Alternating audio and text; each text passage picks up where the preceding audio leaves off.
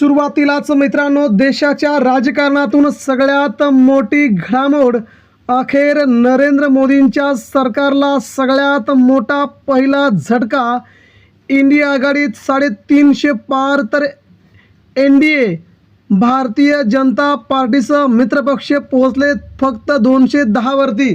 भाजपची देशातून हकालपट्टी तर पुन्हा एकदा देशामध्ये UPA सरकार. मित्रांनो, मोदी सरकारला पहिला मोठा झटका. 15 वर्षानंतर पुन्हा एकदा देशामध्ये होते सत्तांतर. उद्धव ठाकरेंसह बडे बडे नेते केंद्रात. मित्रांनो, बातमी काय आहे ती आपण आता जाणून घेऊया. देशाच्या राजकारणाला लागलेली सगळ्यात मोठी घडामोड. आता मात्र या बातमीकडे संपूर्ण देशाचं लक्ष लागून होते आणि ही बातमी अखेर कानावरती पडली आणि महाराष्ट्राच्या राजकीय पटलावरती या बातमीने मात्र सगळीकडेच हडकंप उडून दिला. आणि ही बातमी अतिशय महत्त्वाची आहे. भारतीय जनता पार्टीला आत्मचिंतन करायला लावणारी, हुकुमशाहीच्या दिशेने जाणारी भारतीय जनता पार्टी आता मात्र एका दणक्यात खाली बसली. ती म्हणजे भाजपच्या कर्तृत्वामुळे, भाजपच्या नेत्यांमुळे. भाजपचे काही नेते आपला आत्मविश्वास दाखवत होते आणि आता मात्र भाजपला केंद्रातून सत्ता गमावण्याच्या सगळ्यात मोठ्या संकटाला सामोरं जावं लागतं आहे.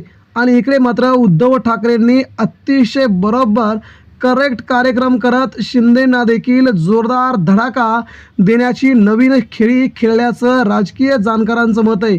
नेमकं काय घडलंय मित्रांनो? केंद्रामध्ये भारतीय जनता पार्टी आता हकालपट्टीच्या स्वरूपात, तर उद्धव ठाकरे आणि इंडिया आघाडी पुन्हा एकदा देशाच्या तख्तावरती. नेमकी काय बातमी ती पुढच्या 2 मिनिटांमध्ये आपण आता जाणून घेऊया.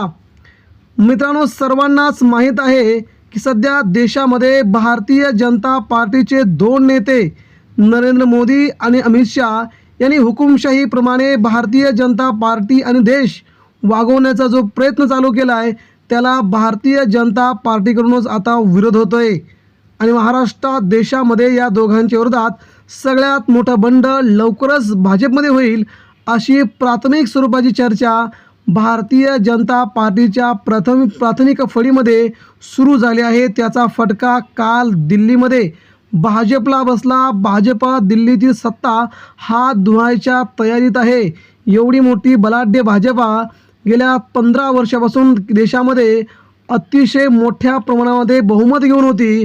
आता मात्र केंद्रातून सत्ता आता उलथवण्याची तयारी UPA सरकारने राहुल गांधींसह उद्धव ठाकरेंनी दर्शवल्यामुळे भाजपला हा सगळ्यात मोठा तडाखा म्हणावा लागेल.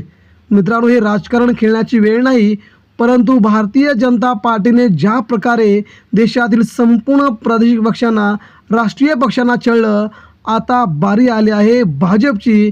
ज्या भाजपने सर्वांना छळलं गेलं आहे, आता मात्र सत्ता येते जाते, परंतु आपण सत्ता आल्यावरती जास्त माज आणि मस्ती करायची नसते, हे आता पुन्हा एकदा सगळ्यांच्या समोर येत आहे.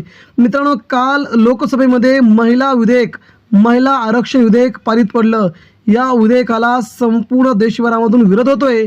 मात्र भारतीय जनता पार्टीला उत्तर भारतामध्ये आपलं वर्चस्व प्रस्थापित करून पुढील कैक दशके देशावरती सत्ता गाजवायची आहे, म्हणून महिला आरक्षण आणायचं आहे.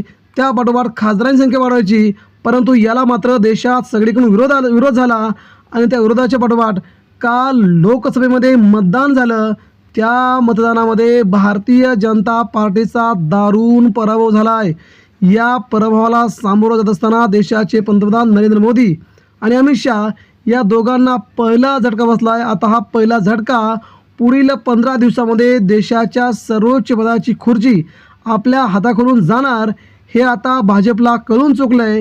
त्यामुळे भाजपच्या अग्रस्थानी असणारे नेते यांनी मात्र या 2 नेत्यांना झापल्याची जोरदार चर्चा आहे. सर्वांशी विचार विनिमय करून हे महिला विधेयक आणायला पाहिजे होतं. आता सरकारची लाज गेली. सरकारने आता या विधेयकावर मतदान घेतलं, परंतु सरकार इथे आपटले जोरदार. त्यामुळे भारतीय जनता पार्टीच्या सरकारला देशात धोका, राज्यामध्ये धोका. जनतेच्या मनात नेमकं चाललंय काय हे लोकांनी ओळखलं आहे. म्हणून आता केंद्रात भारतीय जनता पार्टी 210 वरती तर UPA 350 पर्यंत जाण्याची शक्यता आहे. काही महत्त्वाचे पक्ष भाजपची साथ सोडून राहुल गांधीच्या आश्रयावरती जायला लागलेत. यामुळे देशाचं राजकारण आता मित्रांनो पूर्णपणे फिरतंय ते उद्धव ठाकरे आणि इंडिया आघाडीच्या दिशेने. म्हणजे सत्ता ही अमरत्व नसते, सत्ता फिरत राहते, पण आपण सत्तेचा बोजवारा सगळे मांडायचा नाही, हे पुन्हा एकदा सिद्ध झालं आहे. यामुळेच मित्रांनो केंद्रातून भारतीय जनता पार्टीची सत्ता पूर्णपणे हद्दपार होते.